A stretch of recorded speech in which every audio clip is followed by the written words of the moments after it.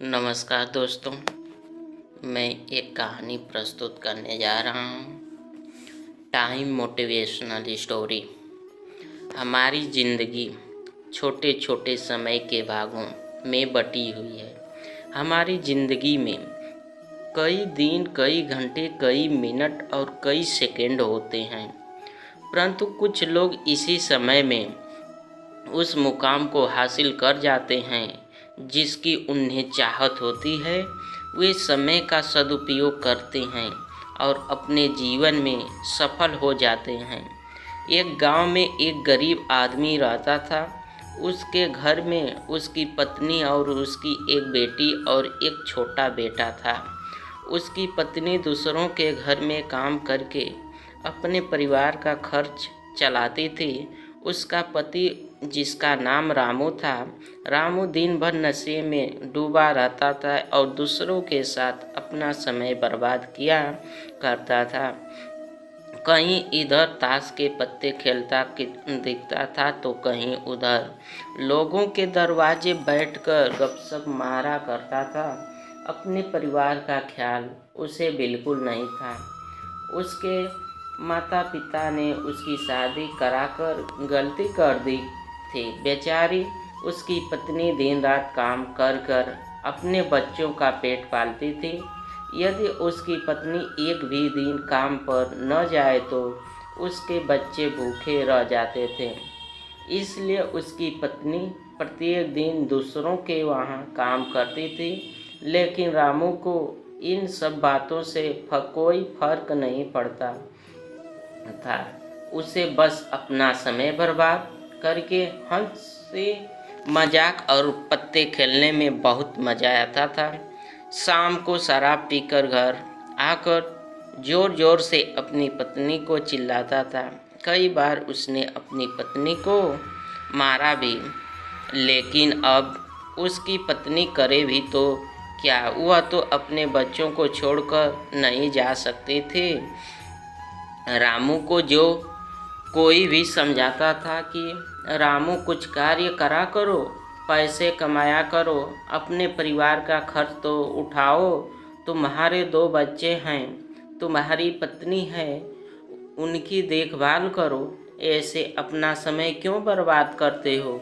रामू उसके ऊपर बिगड़ जाता था और कहता, तुम्हें इससे लेना देना क्या है, कुछ भी करूं, यह मेरा जीवन है, मैं तुम्हारे घर में खाता हूँ क्या। इसके कारण कोई भी गांव का सदस्य इससे इस विषय में बात ही नहीं करता था। वह सुबह खाकर निकल जाता था और रात में शराब पी कर आता और अपनी बीवी के ऊपर गुस्सा करता था। ऐसा ही कुछ दिनों तक चलता रहा।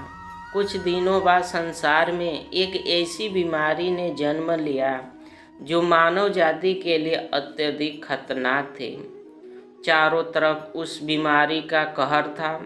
आप सब जानते होंगे, मैं कोरोना वायरस की ही बात कर रहा हूँ। जब सरकार द्वारा लॉकडाउन लगा दिया गया था तब चारों तरफ लोगों का एक दूसरे के वहाँ आना जाना बंद हो गया था। सारे कार्य, सारी फैक्ट्रियाँ, सारी गाड़ियाँ इत्यादि बंद हो गए थे। अब रामू का परिवार भूखा मरने लगा था, क्योंकि उसकी पत्नी जो रोज़ कमाने जाती थी वह अब किसी के घर इसी कारण नहीं जा पाती थी कि कहीं इस बीमारी की वजह मैं न हो जाऊं। लोग उसे अब काम पर बुलाना बंद कर दिए थे। उसके परिवार में अनाज का एक दाना भी नहीं पड़ा था, ना उसके घर में कुछ पैसे थे। अब वह क्या करता, उसका छोटा बेटा भी बीमार हो गया था। उसके बच्चे की तबीयत ज़्यादा खराब हो गई थी। अब तब रामू को समझ आया कि अपने परिवार को ध्यान देना चाहिए। उसने बच्चे को अस्पताल ले जाने का सोचा, परंतु उसके पास पैसे नहीं थे। उसने गांव वालों से पैसे मांगने गया।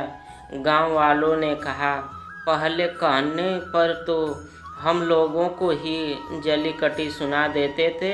अब इस लॉकडाउन में हमारे पास कहाँ से पैसा आए, यही कहकर वह लौटा देते थे। रामू अत्यधिक परेशान था। अब करे तो भी क्या करे, वह चाहकर भी कुछ नहीं कर सकता था। एक पूरा दिन बीत गया। उसके बेटे की तबीयत और भी ज़्यादा खराब हो गई। तभी किसी तरह उसकी पत्नी ने जहाँ काम करती थी वहाँ से कुछ पैसे जुटाकर लाई और अब रामू अपने बच्चे को हॉस्पिटल ले जाने की तैयारी की। रामू अपने बच्चे को लेकर गांव के बाहर एक अस्पताल में पहुंचा। रामू दौड़ता हुआ डॉक्टर के पास गया। उसने कहा, मेरे बच्चे को बचा लीजिए। डॉक्टर साहब ने सारे इंस्ट्रूमेंट लगाकर चेक किया, तब उसका बेटा मर चुका था। डॉक्टर साहब ने यह बात रामू से कहा, यदि तुम अपने बच्चे को 10 से 15 घंटे पहले ले आते तो मैं तुम्हारे बच्चे को बचा लेता। मुझे बहुत दुखी होकर कहना पड़ रहा है कि मैं तुम्हारे बच्चे को बचा ना सका। यह सुनकर रामू के पैरों तले के नीचे से ज़मीन खिसक गई। वह रोने लगा, उससे कहने लगा, यह सब मेरी गलती है। मैंने जीवन में कुछ नहीं किया, सिर्फ अपने समय को बर्बाद किया है। यदि आज मेरे पास पैसे हो जाते हैं तो मैं अपने बेटे को हॉस्पिटल जल्दी ला पाता और मेरा बेटा बच जाता। मैंने अपने जीवन में समय को बहुत बर्बाद किया है, लेकिन आज मुझे समय को अहमियत पता चल गई है। तो हमें इस कहानी से यह शिक्षा मिलती है कि हमें अपने समय को बर्बाद नहीं करना चाहिए, उसका सदुपयोग करना चाहिए। तभी हमें अपने जीवन में सफलता मिल सकती है। इस कहानी में अगर रामू पहले से काम करता होता तो उसके पास पैसे होते और अपने बेटे का इलाज करा पाता, जिससे उसका बेटा आज जिंदा होता। मित्रों, हमें हमेशा अपने समय का सदुपयोग करना चाहिए। मित्रों, कहानी सुनकर अच्छा लगे तो लाइक और कमेंट करें।